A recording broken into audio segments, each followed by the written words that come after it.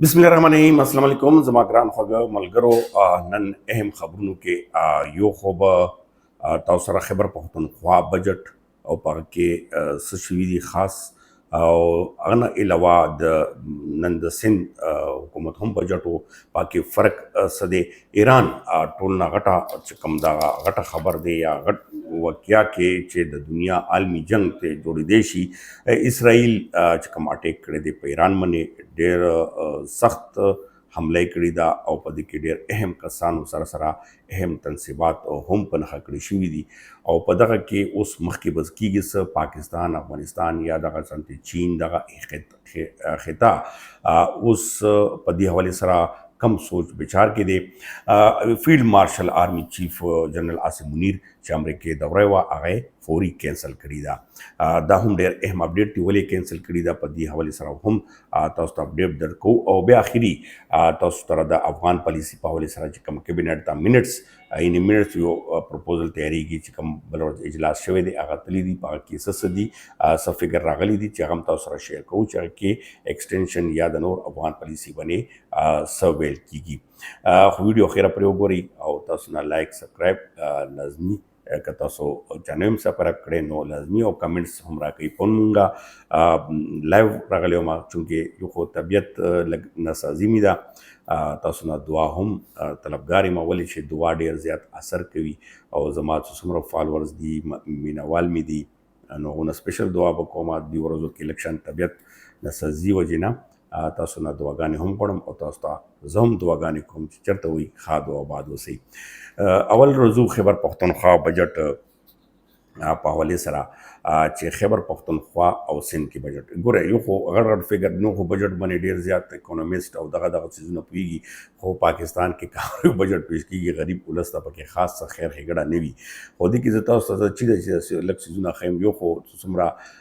दड़के वाले खैबर पख्तूनख्वा हुकूमत अलतसर करीम लाजिमी ता 10% संग वफाक करे दे और पेंशन द पारा 1% इजाफा कड़ी दा अमदा शांति वफाक हम दे ब्या कता सो गोरी द सिंध बजट के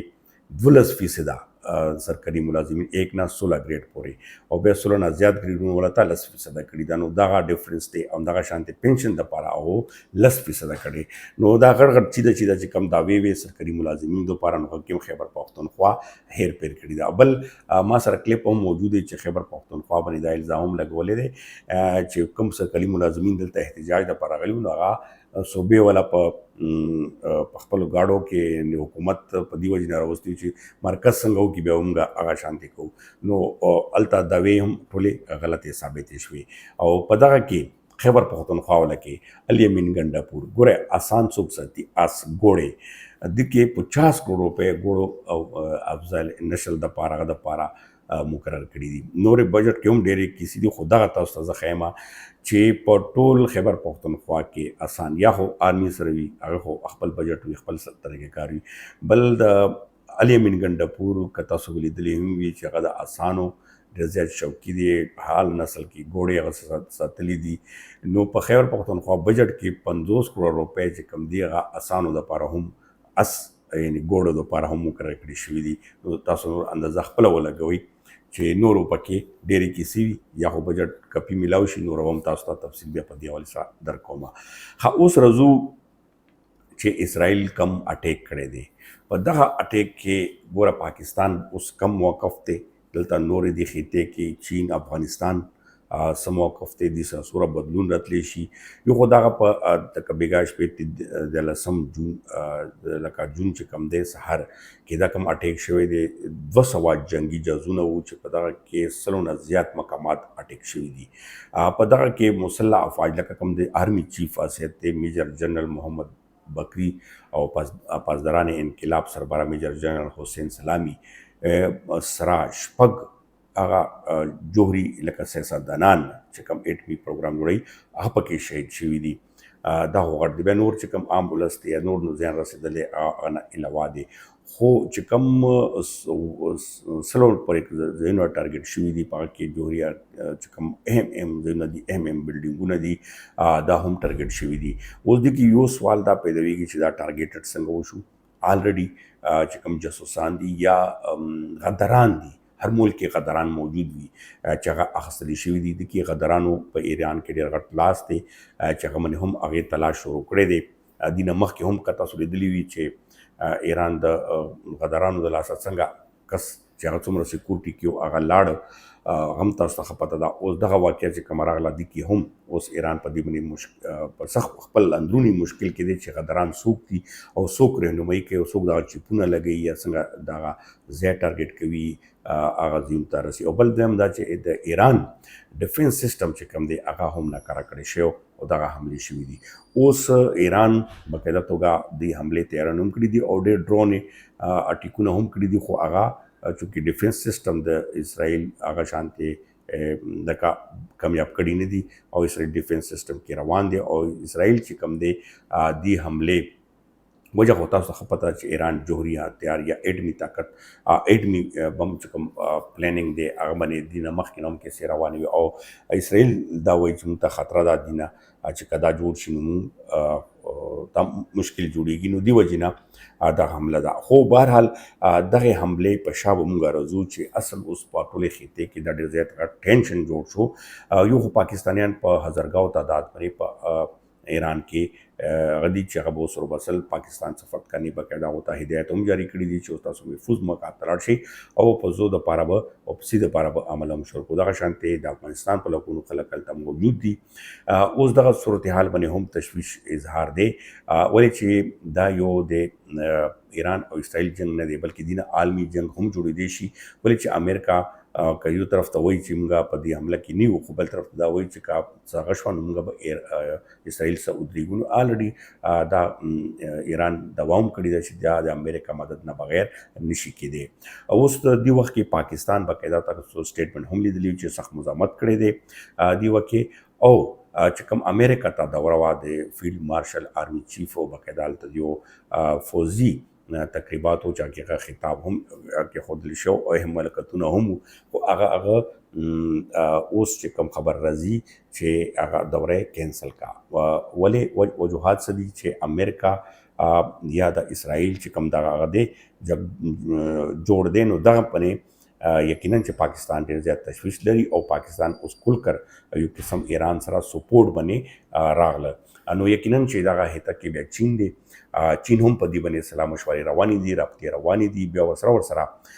افغانستان روس تاجکستان دا خو د خیر تاجکستان او د افغانستان غدي خو بهرحال بیا هم مرستې دپاره یا چې کوم روس دی دغه یو بیلټ چې کوم اوس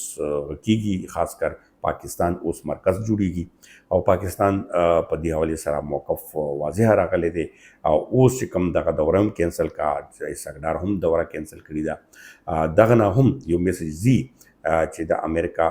ته چې دا کوم حمله ده دې حملې په شا چې کوم دا لاسونه دي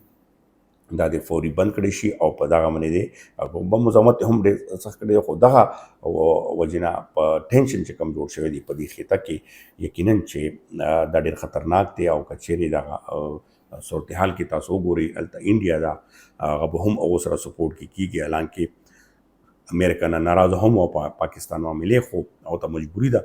نو دغه خطه کې یقینا چې دا یو ډېر لویه مسله یعنی عالمي جنګ ته لا دې نه تللی کي خو دې سره به صورتحال ډېر زیات خراب شي. الریډي تیلو قیمتونه چې کوم دي عالمي منډۍ کې ختې دي اوس مزید څه کېږي تاسو ته به اپډیټ درکوو. دې سره سره راځو د افغان پالیسي باندې چې کوم پرون ما تاسو سره لایو کې راغلی وم تاسو څو جوابونه به هم درکوم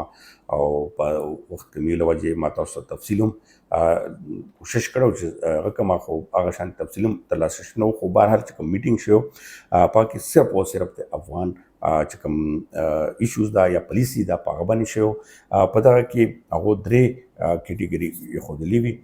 یو خو چې کوم غیر قانوني دي غیر قانوني که هغه افغان دي او که نور ملکونو والا دي هغه یو بل هغه باندې هغه کړی چې دلته به اوس څنګه چل کېږي خو خاص کر د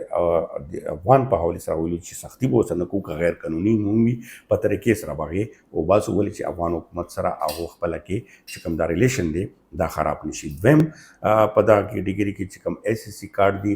او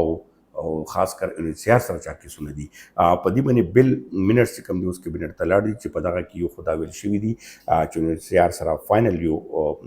میټینګ وکړي چې دا کسان څومره ټایم پرې وباسي او هغه دپاره یو وخت مقرر کړی شي ولې چې دا پاکستان به دا دریم ځل شي چې دغه باندې وخت ورکوي خاص کر انسیار کیسونو لپاره امریکا خو الریډي هغه بند کړي دي اوس هغه سچویشن باندې هم دا انسیار ورته جواب ورکوي چې په هغه کې څه دي دریم چې کوم کیټیګري وه هغه د پیور کارډ لکه دویم کیټیګري کې ایس ایس سی کارډ شو او انسیار شو هغه دپاره اوس انسیار نه به وخت طلب کوي او پیور کارډ په حوالې سره پروف آف رجسټریشن په حوالې سره دغه هغه دی چې دې کې ایکسټینشن ورکوي اټل فیصله شوې ده اوس ایکسټینشن چې کوم دی هغه په دغه کې